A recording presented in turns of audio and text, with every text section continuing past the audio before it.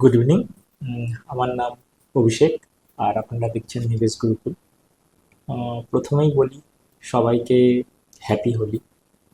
But যারা share মার্কেটের সঙ্গে জড়িত আছেন তাদের কাছে হোলি কতটা ভালো যাবে আমি জানি না, কারণ আগামীকাল নিফটি প্রায় 600 সাড়ে 600 পয়েন্ট নিচে খুলবে। আপনারা সবাই জানেন যে একটা গ্লোবাল টেনশন আছে, ইরান এবং আমেরিকার মধ্যে যে যুদ্ধ হচ্ছে তার কারণে। বাট আমরা সবাই ভাবি যখন গ্লোবাল টেনশন থাকে তখন গোল্ড সিলভারের দাম কিছু হলেও বাড়ে, কিন্তু আজকে শেয়ার মার্কেট বন্ধ থাকলেও গোল্ড এবং সিলভারে কিন্তু ট্রেড হচ্ছে। বিকেল 5টা থেকে গোল্ড এবং সিলভার মার্কেট খোলা আছে, এবং গোল্ড এবং সিলভারেও কিন্তু বড় আকারে ধস নেমেছে। গোল্ড প্রায় 3% ডাউন, এবং সিলভার প্রায় 4%-এর কাছাকাছি ডাউন আছে। তো মার্কেট যেখানে খারাপ, শেয়ার মার্কেট খারাপের দিকে যাচ্ছে ডিউ টু গ্লোবাল টেনশন বা যুদ্ধ পরিস্থিতিতে মার্কেট খারাপের দিকে যাচ্ছে, কিন্তু গোল্ড সিলভার কেন ডাউন?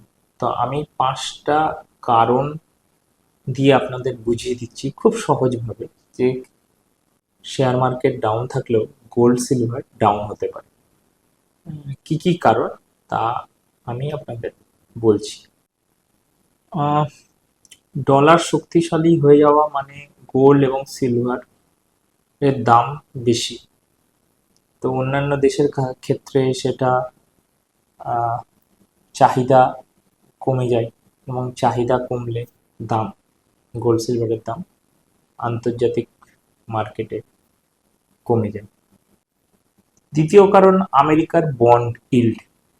যদি দেখেন, সোনা থেকে কোনো সুদ পাওয়া যায় না বা ইন্টারেস্ট পাওয়া যায় না, বাট বন্ড থেকে একটা ভালো রকম ইন্টারেস্ট পাওয়া যায়, এবং মার্কেট অস্থির হলে সেখানে ইন্টারেস্ট রেট বাড়তে থাকে, তো লোকে বন্ডে বেশি ইনভেস্টমেন্ট করে, তার ফলে সোনার দাম পড়তে পারে।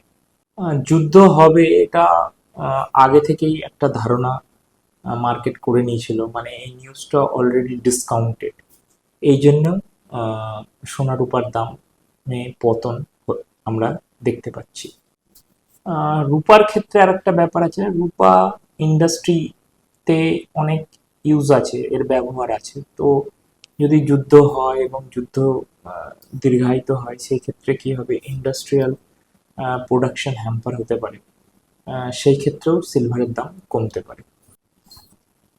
এবং শেষ 5 নম্বর পয়েন্ট হলো যে ক্র্যাশ ক্রাঞ্চ বা টাকার, লিকুইড টাকার অভাব। কারণ হঠাৎ করে শেয়ার মার্কেটে ধস নামলে যেসব বড় বড় ফান্ড হাউস আছে তারা গোল্ড সিলভারকে সেল করে সেখান থেকে টাকাটাকে লিকুইড করে।